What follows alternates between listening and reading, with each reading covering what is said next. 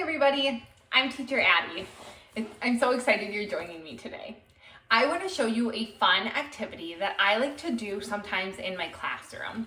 It is a sensory activity, but it's very clean, which is sometimes fun to use at home. So you're definitely going to need an adult to help you with this. So grab your mom, dad, grandma, grandpa, nanny, big friend, anybody you can to help you. The things you're going to need today are a Ziploc bag like this,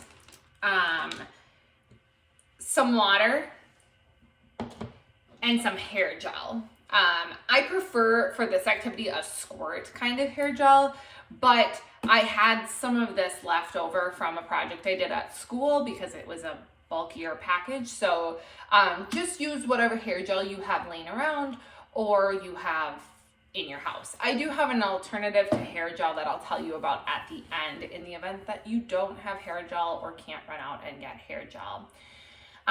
Some other things you might need are things like pom-poms or buttons or foam letters.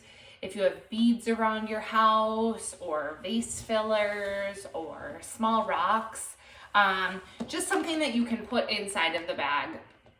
Although I will tell you again that I have a fun way you could do this activity without needing to go out and purchase any of those things.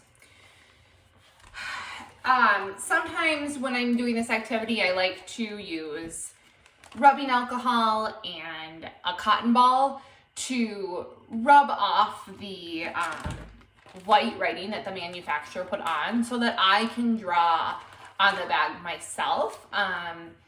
In the most recent weeks, I did a fun activity in my classroom where I traced some hands onto the bag and we put pom-poms in the bag and we pretended like the pom-poms were germs and students pushed the pom-poms off of the hands.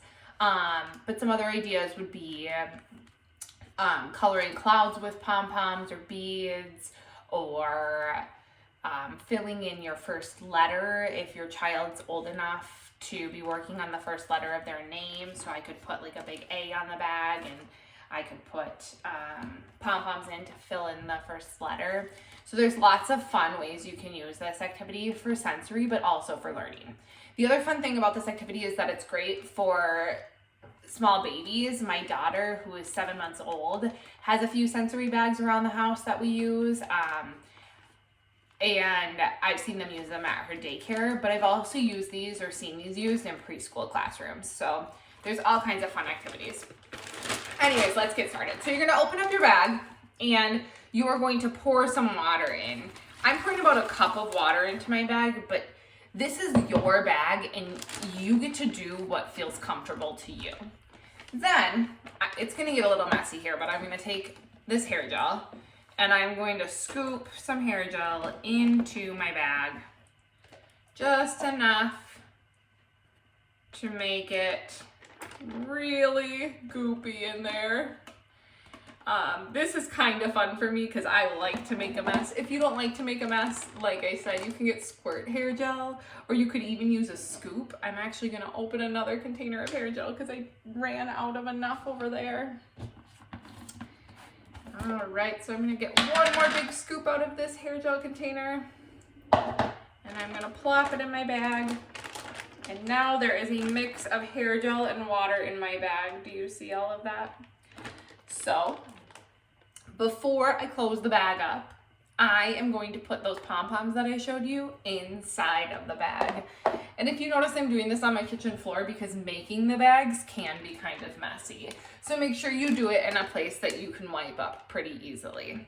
All right, so I'm gonna drop these pom-poms inside and then I'm gonna put my bag down. I don't know that you'll be able to see what I'm doing, but I am getting all of the air out of my bag before I'm sealing it shut. Now, I can mix everything around in here, get it real mixed up, and I can lay it on the ground and push the pom-poms around. Now, the more hair gel you add, the squishier it's going to feel. As you can tell, mine is kind of watery. Watery would be really fun for making like ocean in a bag, so you could do lots of blue glitter and that sort of thing to create like an ocean scene. but like the super, like if you just do gel or don't want to add water, or add a lot of gel and just a little bit of water, you're gonna have a thicker mixture, which is gonna give you a different texture.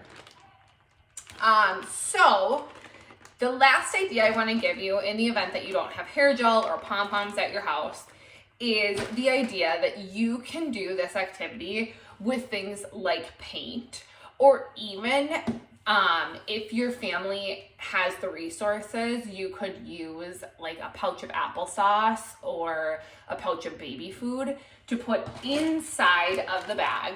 And then once you do that, what you would be able to do instead of putting like pom-poms and stuff in there is you could print off a picture of animals or your child's favorite characters or something like that and tape it to the back of the bag and then lay it down so that you couldn't see the pictures. And basically what your child can do is they can do like a search and find through the pictures. So they can push the paint or the food around to see a picture of a bear or of a tiger. That paint in a bag idea or food in a bag idea is also really fun for practicing writing letters or drawing shapes or something like that. So really this idea has endless possibilities and just comes with so many fun ideas. Parents, a quick tip before I say goodbye. If you have a child who likes to open and close things like a lot of children do because they're here to explore, and if I can feel it and see it, I want to touch it too, you can always use some clear packing tape or even duct tape to tape the top of the bag shut so that your child can't get inside of it and create what was supposed to be, or create a mess from what was supposed to be a clean activity.